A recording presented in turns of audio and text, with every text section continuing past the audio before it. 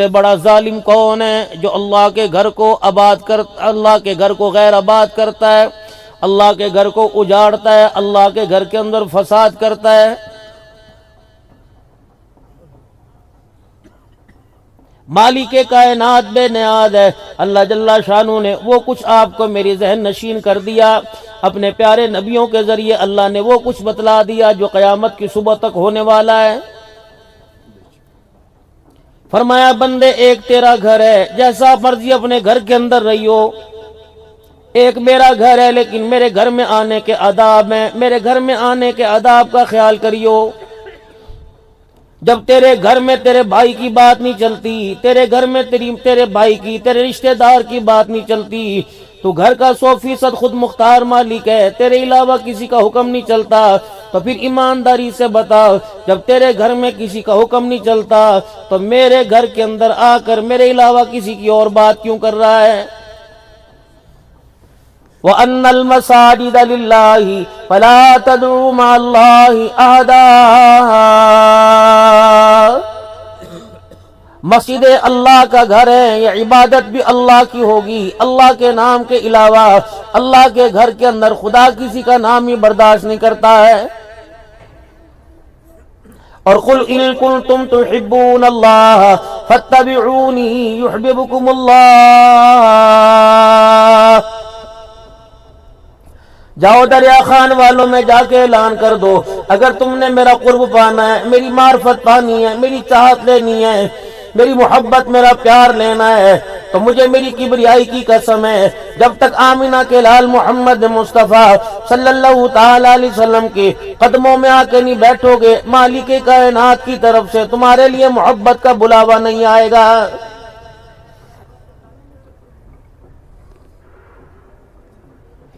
انسان کہیں کا ہو، کہیں کا رہنے والا ہو، امیر ہو، غریب ہو، بڑا ہو، چھوٹا ہو، بادشاہ ہو، فقیر ہو، اگر اللہ کے رسول صلی اللہ علیہ وسلم کے مبارک زندگی سے ہٹ کر خدا کو پائے گا، نہ خدا ملے گا، نہ آخرت کی کامیابی ملے گی۔ فرمایا میرا محبوب اعلان کر دے، میری محبت لینے کے لیے، میری معرفت لینے کے لیے، میرا قرب لینے کے لیے، مجھے پانے کے لیے تیری اتباع کو قیامت کی صبح تک شرط قرار دے دیا ہے۔ جب تک کلمہ نہیں پڑا تھا آزاد تھے، جو تمہارے دل میں آ رہا تھا کر رہے تھے، لا الہ الا اللہ محمد الرسول اللہ صلی اللہ تعالی علیہ وسلم۔ جب آپ نے میں نے کلمہ پڑھ لیا، رب اکبر کی قسم ہے، قدم اٹھانا تو دور کی بات، پلک جھپکنے کے اندر بھی ہم اللہ کے حکم کے پابند ہو گئے۔ اب تیری آنکھ تیری مرضی کا نہیں دیکھ سکتی، زبان تیری مرضی کا نہیں بول سکتی، اب تیرا ہاتھ اپنی مرضی کا پکڑ نہیں سکتا، پیر مرضی سے قدم نہیں چلا سکتا، چل کے جا نہیں سکتا، دماغ تیری مرضی سے سوچ نہیں سکتا، دل تیری مرضی خواہش سے دھڑک نہیں سکتا۔ یہ سارے کے سارے اعضاء کو کلمہ پڑھنے کے بعد تو نے اللہ سے وعدہ کر لیا کہ یا اللہ میں نے اپنی جن جان، اپنے اعمال کو سارا کا سارا تیرے حوالے کر دیا۔ فرمایا میرے بندے، جسے میں حلال کہوں گا تجھے حلال کہنا پڑے گا، جسے میں حرام کہوں گا تجھے حرام کہنا پڑے گا۔ کیا اس بات پر مانتا ہے؟ اس بات کو ماننے گا، میں تو اگر تو اس بات پہ یقین لے کے آئے گا، میں تجھے خوشحالیاں دوں گا، پریشانیاں تیرے سے دور کروں گا، میں تجھے آرام والی زندگی عطا فرماؤں گا، میں تجھے سکون قلبی عطا فرماؤں گا، میں تیری اولاد کو تیرا فرما بردار بناؤں گا۔ پھر میرے بندے نظارہ دیکھتا جانا، ہاتھ تیرا ہوگا، مٹی زمین کی میری ہوگی، ہاتھ لگانا تیرا کام ہوگا، میں تیرے ہاتھ لگانے کی برکت سے مٹی کو بھی سونا بناؤں گا۔ لا الہ الا اللہ، لا الہ الا اللہ دکھا نہیں سکتے، محمد الرسول اللہ چھپا نہیں سکتے۔ لا الہ الا اللہ اندر کا یقین ہے، محمد الرسول اللہ صلی اللہ علیہ وسلم اندر کے یقین کا اظہار ہے۔ لا الہ الا اللہ جڑ ہے، محمد الرسول اللہ درخت ہے۔ انسان اپنے ایمان لانے کا، اپنے مسلمان ہونے کا میرے عزیزو اظہار کرے گا، محمد الرسول اللہ۔ جتنا انسان کو اس کی ذات میں، اس کے کمال میں، اس کے حال میں جتنا انسان کو مکلف بنایا، انسان کو اسی درجے کے اندر محنت کرنے کو کہا، نتیجے کے بارے میں سوچنے کا نہیں کہا۔ نتیجہ تو اللہ نے اپنے ہاتھ میں لے رکھا ہے، لیکن کتنی بد نصیبی کی بات ہے، آج میرے محترم دوستوں بزرگوں، اللہ اکبر، امتحان بعد میں ہو رہا ہے، کام بعد میں ہو رہا ہے، نتیجہ پہلے نکال کے بیٹھا ہوا ہے۔ میرا کام تو تھا، میری ذمہ داری یہ تھی اس کے حکم کے اوپر لبیک کہہ دینا، نتیجہ کیا نکلے گا، اچھا نکلے گا برا نکلے گا، یہ میرے اختیار میں نہیں، یہ اختیار میرے اللہ کا ہے۔ میں تو ظاہر میں مکلف ہوں میرے عزیزوں، میں تو ظاہر کے اندر کر سکتا ہوں، باطن جانے، باطن کا حال جانے اور خدا جانے۔ مجھے تو ظاہر کے اندر ایسا بنایا، تیرے کردار کو دیکھنے والا جب تیرے کردار پہ نظر ڈالے، تیرے کردار سے، تیری صورت سے، تیری سیرت سے، تیرے اعمال سے، تیرے جھکنے سے، تیرے اٹھنے سے، تیرے بیٹھنے سے، ہر دیکھنے والے کو اللہ یاد آ جائے۔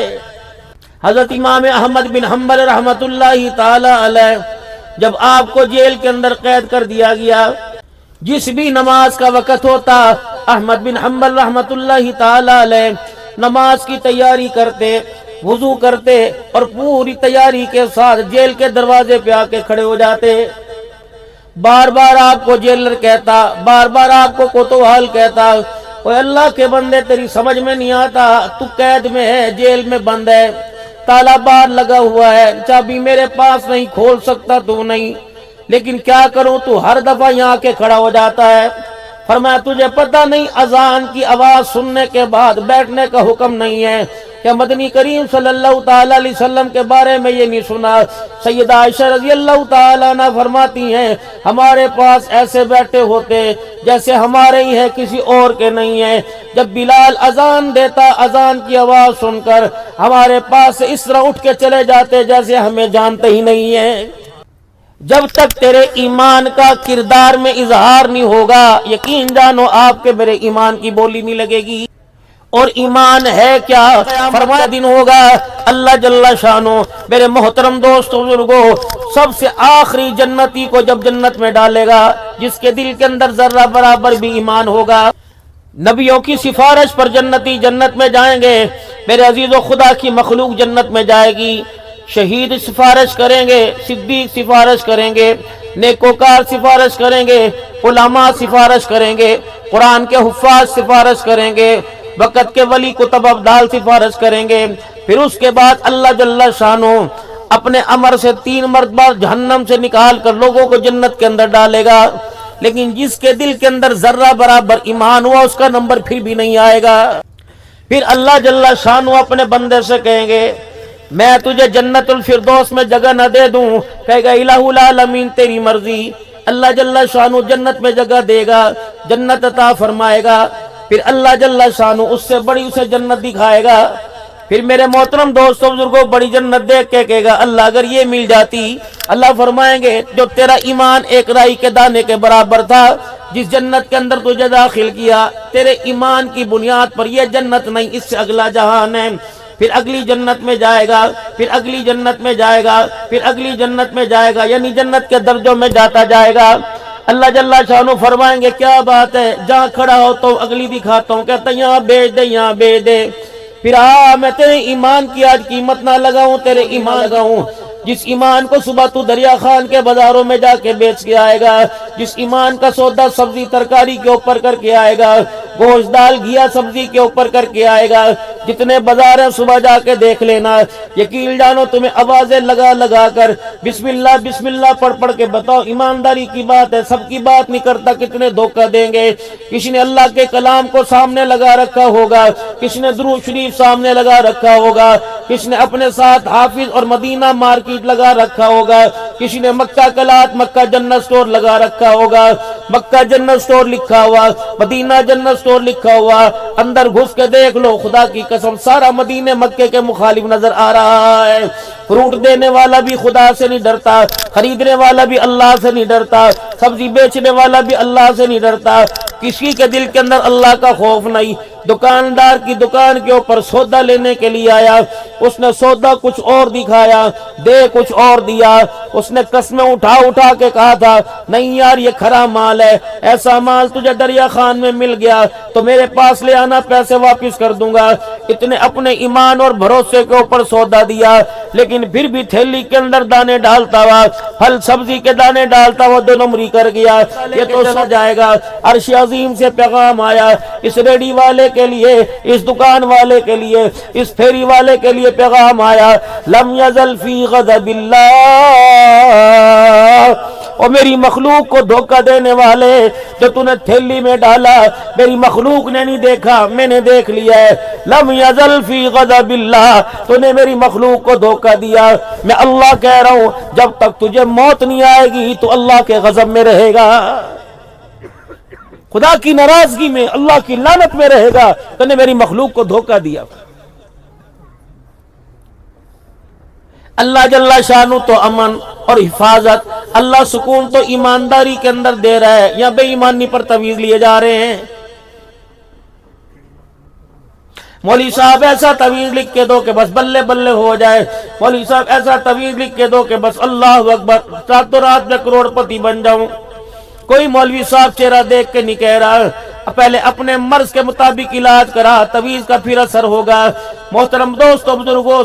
سر میں درد ہو، پیٹ کے درد کی دوائی کھانے سے سر کا درد اور بڑھے گا اور بیماریاں پیدا ہو جائیں گی۔ یقین جانو ہمارے اندر بیماری دیانتداری کی، دیانتداری ختم ہو گئی، بے ایمانی۔ میرے عزیزو معاف کرنا، آپ تو بہت معتبر لوگ ہو، بہت عزت والے لوگ ہو، لیکن میرے عزیزو جس بازاروں میں، جس شہروں میں آپ میں گھومتے ہیں، میں بھی انہی بازاروں کے اندر گھومتا ہوں، ایمانداری سے بتا کہیں دیانت نظر آئے گی، کہیں ایمانداری نظر آئے گی، کہیں میرے عزیزو اپنائیت نظر آئے گی، کہیں محبت نظر آئے گی؟ اسلام کا نام لے لے کر میرے محترم دوستوں بزرگوں ہو ایسا بغل میں چھرا دبا رکھا ہے کہ پھیرنے میں، ذبح کرنے میں دیر نہیں کرتے۔ خود مدنی کریم صلی اللہ تعالی علیہ وسلم مدینے کے بازار میں روزانہ چکر لگایا کرتے، ظہر کی نماز کے بعد آپ مدینے کے بازار کا چکر لگایا کرتے، اور بعض جگہ کھجوروں کے ڈھیر میں یوں کر کے ہاتھ مارا کرتے، جو بھی جنس ہوتی ہاتھ مارا کرتے، اور فرمایا کرتے نیچے گلا مال تو نہیں رکھ رکھا، خدا کی مخلوق کو دھوکہ تو نہیں دے رکھا، اپنے پیمانے کا پورا پورا وزن کرو، تمہیں پتہ نہیں لگتا چھٹاک آدھی چھٹاک پیمانہ اوپر نیچے ہو جائے۔ انسان کی نمازیں، انسان کے روزے، انسان کے حج کا خدا پاک کی قسم ناپ میں کم تولنے کے اندر پتہ ہی نہیں لگتا ہے، اسے یہ نہیں پتہ لگتا کہ ایک چھٹاک کے پیچھے میں کلمہ پڑھنے والا حضور کو امتی اپنی کتنی نیکیوں کو ضائع کر رہا ہے۔ مشتبہ مال سے، حرام مال سے، 2 نمبر مال سے اپنی اولاد کو پرے رکھنا۔ زہر 2 قسم کے ہیں، ایک جانور کے ڈسنے کا زہر ہے، ایک حرام مال کے ڈسنے کا زہر ہے۔ جانور ڈسے گا، اس کا زہر جسم میں پھیلے گا، انسان جان سے چلا جائے گا۔ حرام مال کا لقمہ اندر چلا گیا، یہ اندر روح اور دل کو، ایمان کو ڈسے گا، خدا کی قسم انسان ایمان سے چلا جائے گا۔ اور یاد رکھو جان نکل گئی اللہ دوبارہ واپس لوٹائے گا، اگر ایمان زندگی سے نکل گیا قیامت کی صبح کے بعد بھی ایمان واپس نہیں آئے گا۔ نہ 5 وقت کی نماز کے سجدے سے ہمارے ایمان کی جڑیں مضبوط ہوگی، اور رزق حلال کی برکت سے نماز کے سجدوں کے اندر مضبوطی آئے گی۔ ہاتھ اٹھا کر دعا کرتے ہیں، دعا قبول نہیں ہوتی، سجدے میں جا کے سبحان اللہ کہتے ہیں، سجدے میں لذت نہیں آتی۔ قیام میں کھڑے ہوتے ہیں، کھڑے ہونے کو دل نہیں کرتا۔ فرمایا بندے تو میرے آگے کیسے کھڑے ہو سکتا ہے؟ تیرے لباس کے اندر، تیرے کردار کے اندر، تیری خوراک، تیرے دسترخوان کے اندر حرام کی بدبو آ رہی ہے۔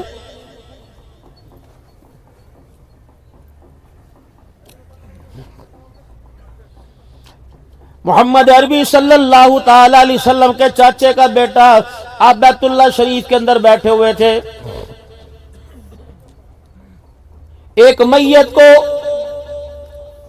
ایک جنازے کو اونٹ پر لاد کے لے کے آئے۔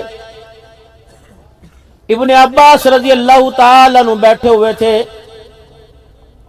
اور احرام کی حالت کے اندر وہ میت تھی۔ کہا اے رسول اللہ صلی اللہ علیہ وسلم کے چاچے کے بیٹے، ایک مسئلہ ہماری سمجھ کے اندر نہیں آ رہا، انتہا درجے کے ہم پریشان ہیں۔ کہا کیا ہوا؟ فرمایا یہ ہمارے گاؤں سے حج کا قافلہ چلا تھا، راستے میں اس حاجی صاحب کو احرام کی حالت میں موت آ گئی، ہم نے اس کے غسل کفن دفن کا انتظام کیا، 3 مرتبہ نہیں کئی مرتبہ، اس کی تدفین کے لیے قبر کی کھدائی کی، جیسے قبر کی مٹی ہٹاتے ہیں، گڑھا کھودتے ہیں، اتنا بڑا کالے رنگ کا سانپ قبر کے اندر آ کے بیٹھ جاتا ہے۔ ہم قبریں کھود کھود کے تھک گئے، گڑھے کھود کھود کے تھک گئے، پتہ نہیں ہے سانپ کہاں سے قبر کے اندر آ جاتا ہے۔ آپ نے تھوڑی دیر میرے عزیزو خاموشی اختیار کی، فرمایا بس اب اللہ کا نام لو، اب نئی قبر کی کھدائی کرو یا قبر گڑھا کھودو، سانپ آئے بچھو آئے اللہ کا نام لے کے سے دفنا دو۔ حضرت جی کوئی گناہ زانی تھا، شرابی تھا، چوری کرتا تھا، جھوٹ بولتا تھا، فرمایا یہ بات اس کی بیوی سے جا کے پوچھ کے آنا۔ تدفین ہو گئی، حج کا زمانہ ختم ہو گیا، قافلے بیت اللہ شریف سے مکہ سے واپس چلے گئے، ہر ایک کا حاجی اپنے گھر گیا، استقبال ہوا، لوگوں نے ویلکم خوش آمدید کہا۔ وہ عورت بھی اپنے گھر والے کو لینے کے لیے گاؤں سے باہر آئی اور کہنے لگی او حاجیوں کے قافلے والو، میرا گھر والا بھی تمہارے ساتھ تھا۔ سب نے افسردگی میں پریشانی کے اندر اللہ اکبر مرجھائی ہوئی صورت میں یہ کارگزاری سنائی، گھر والے کے راستے میں انتقال ہو گیا، احرام کی حالت میں فوت ہوا، اسی حالت میں دفن کر دیا گیا۔ لیکن ایک بات سمجھ میں ہماری نہیں آئی، اس کے لیے جس جگہ بھی ہم نے قبر کی کھدائی کی، کالے رنگ کا سانپ قبر کے اندر آ گیا، سمجھ نہیں آیا، بس اتنا کہنا تھا، گھر والی کی زبان سے نکلا انا للہ و انا الیہ راجعون، یہ تو اس کے ساتھ ہونا ہی تھا، میں اس کے آگے ہاتھ جوڑا کرتی، اس کی منت کیا کرتی، اس کے ترلے کیا کرتی کہ خدا کی مخلوق کو دھوکہ نہ دے، وہ دنیا کے لالچ میں باز نہ آیا۔ کا کیا کام کرتا تھا؟ اللہ اکبر، کہ میرے گھر والے کا جنس کا کام تھا، خرید و فروخت پرچون کا کام تھا، اللہ اکبر، دکان کے اوپر اس نے تھوڑے تھوڑے سیمپل رکھے ہوئے تھے، سامان تو اس نے گھر کے گودام میں رکھا ہوا تھا، سیمپل کچھ اور دکھاتا، اور جب وہ سیمپل پسند آتا سودا ہو جاتا، اپنے ملازم کو گھر وہ گٹو لینے کے لیے بھیجتا، تو ملازم جلدی گھر آتا، اس گٹو اس بورے کا منہ کھولتا، اس میں سے 2 کلو جو نکال کر باقی 2 کلو مٹی بھر دیتا۔ فرمایا میرے بندے، تو نے میرے بندوں کو کھانے میں دھوکہ دیا، میں نے تیرے سے روئے زمین پر قبر کی جگہ کو ہی چھین لیا ہے۔ کتنا کھا لو گے؟ ہر کوئی کہتا ہے بچوں کے لیے، ہر کوئی کہتا ہے بچوں کے لیے، ہر کوئی کہتا ہے پیچھے والوں کے لیے، مرنے والا مر گیا، دریا خان کے اندر بیٹھے دعا کر رہے ہیں، پیچھے واسطے تو بہت کچھ کر گیا، پیچھے والوں کے لیے بہت کچھ کر گیا، آگے کیا کر کے گیا؟ اللہ اکبر، اس گڑھے کے لیے، اس تنہائی کے گھر کے لیے، ان بچھوؤں کے گھر کے لیے، سانپوں کے گھر کے لیے، روزانہ قبر آواز دے کے کہتی ہے اوے بے فکرہ ہو کے زندگی نہ گزار، میں تنہائی کا گھر ہوں، میں کیڑوں کا گھر ہوں، میں مکوڑوں کا گھر ہوں، سانپ بچھوؤں کا گھر ہوں، میرے اندر آ جا، عمال سوکھے لے کے آئیو، عمل اچھے لے کے آئیو، تو ماؤں سے زیادہ پیار دوں گی، ورنہ میری بدسلوکی کو دیکھے گا سارا جہان تجھے دیکھ کے پناہ مانگے گا، تجھے قبر میں پہلی رات بھی چین نہیں آئے گا۔